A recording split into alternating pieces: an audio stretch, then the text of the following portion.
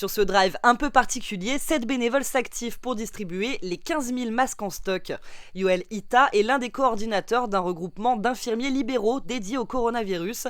Il vient récupérer une commande de 800 masques FFP2. Ça fonctionne exactement comme un drive. On passe en voiture, on se gare sur le côté, vérifie qu'on soit bien dans la liste et puis il charge notre voiture. Avec une surveillance policière que je vois juste en face de moi d'ailleurs, heureusement, parce qu'on est aussi des cibles maintenant et surtout avec tout le stock qu'il y a, ça le devient encore plus. Si on devait compter sur nos instances et sur ceux qui sont là pour nous équiper, on serait comme certains dans certains secteurs, c'est-à-dire sans rien. Constat partagé par Jérémy, agent d'entretien d'un EHPAD marseillais. Il vient chercher, lui, 400 masques. On a un gros besoin, on est un EHPAD où on a eu quelques cas et le personnel a été touché également.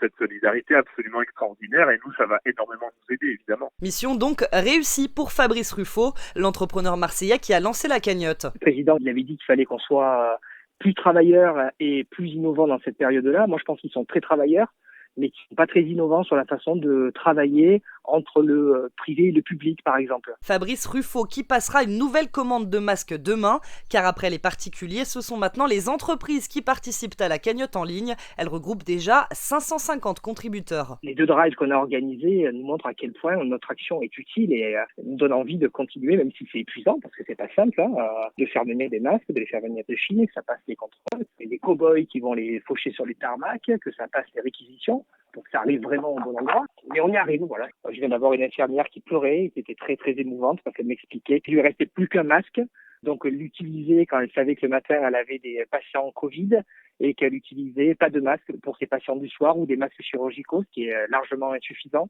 Et là, quand on lui a dit qu'on lui remettait aujourd'hui 20 masques FFP2, elle nous a expliqué que c'était plus que la totalité de ce qu'elle avait reçu depuis le début. On en a aussi eu une maison d'enfants à caractère social où là, il y a des cas de Covid et ils n'ont eu aucune dotation. Des témoignages comme ça, si vous voulez, on en a des dizaines par drive et ça nous rebooste pour la refaire et la refaire et la refaire tant qu'il y en aura besoin.